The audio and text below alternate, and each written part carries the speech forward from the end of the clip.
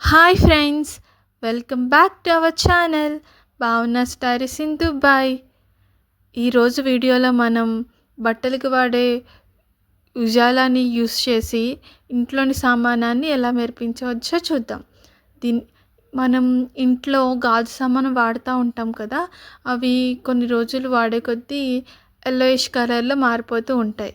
వాటిని ఈ ఉజాలా యూస్ చేసి మళ్ళీ కొత్త వాటిలో బ్రాండ్ న్యూ సామానం కింద ఎలా మార్చవచ్చో చూద్దాం.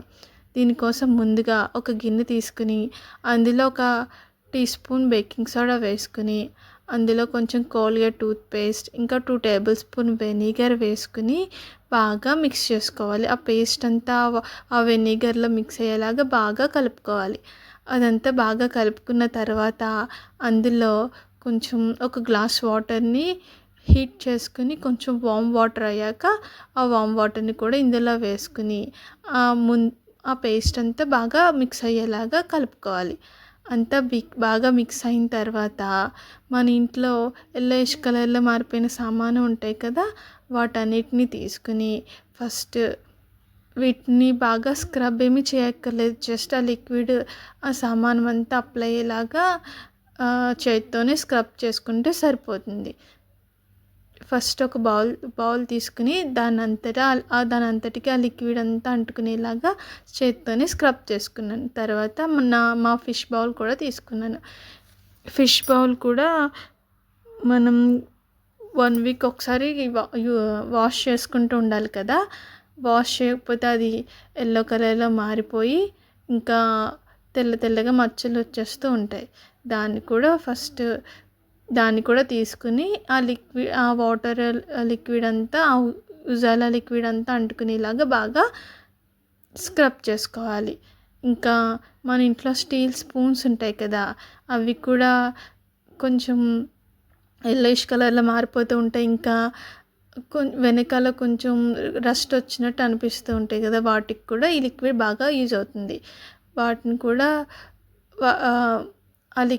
దానికి కూడా బాగా ఆ లిక్విడ్ పట్టేలాగా అప్లై చేసి దానికి కూడా చేత్తోనే స్క్రబ్ చేసుకుంటున్నాను. ఇంకా మనం రోజు వాడే టీ కప్స్ కానీ ఈ గ్లాస్ వైర్ ఏదైనా సరే జస్ట్ ఆ లిక్విడ్ అంటించుకుని చేత్తోనే స్క్రబ్ చేసుకుంటే సరిపోతుంది. ఇంక సోప్ ఏం పెట్టక్కర్లేదు. జస్ట్ అంతా అప్లై చేసిన తర్వాత ఒక 2 to 3 మినిట్స్ పాటు పక్కన ఉంచేసి తర్వాత వాటిని నార్మల్ వాటర్తో వాష్ చేస్తే సరిపోతుంది. మనం ఇంట్లో వాడుకునే వాటికైతే కొంచెం మనం డైలీ వాడే డిష్ వాష్ లిక్విడ్తో ఒకసారి స్క్రబ్ చేసుకుంటే సరిపోతుంది. ఈ గ్లాస్ జార్కి పైన పట్టుకుంటాం కదా, అక్కడ కొంచెం నాకు ఎల్లోయిష్ కలర్లో అనిపించింది. అందుకే దానికి కూడా ఒకసారి మళ్ళీ లిక్విడ్ అంటించుకుని స్క్రబ్ చేసాను.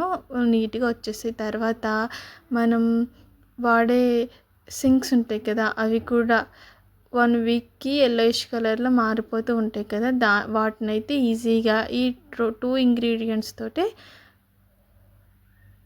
నీట్గా కొత్త వాటిలాగా వచ్చేస్తాయి. ముందు దానికోసం ఒక పాత స్క్రబ్బర్ తీసుకుని అందులో ఒక టీ స్పూన్ సాల్ట్ వేసుకుని అందులో దానిపైన కొన్ని డ్రాప్స్ ఉజాలా కూడా వేసుకుని బాగా స్క్రబ్ చేసుకోవాలి. ఆ స్టీల్ పైప్స్ కూడా నీట్గా వాష్ చేసిన తర్వాత చూపిస్తాను. చూడండి ఎంత వైట్గా నీట్గా స్క్రబ్ చేస్తే వచ్చేస్తాయో. జస్ట్ 5 మినిట్స్ అంతే, ఎక్కువ స్క్రబ్ కూడా చేయక్కర్లేదు.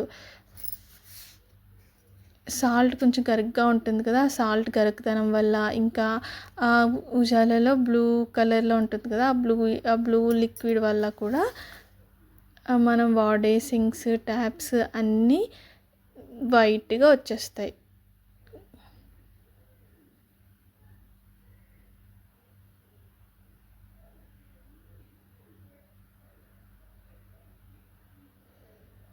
చూసారా మీకు ఫస్ట్కి ఇప్పటికి ఎంత డిఫరెన్స్ ఉందో. జస్ట్ 5 మినిట్స్లో నీట్గా నీట్గా వచ్చేస్తాయి, జస్ట్ సాల్ట్ అండ్ ఉజాలాతో.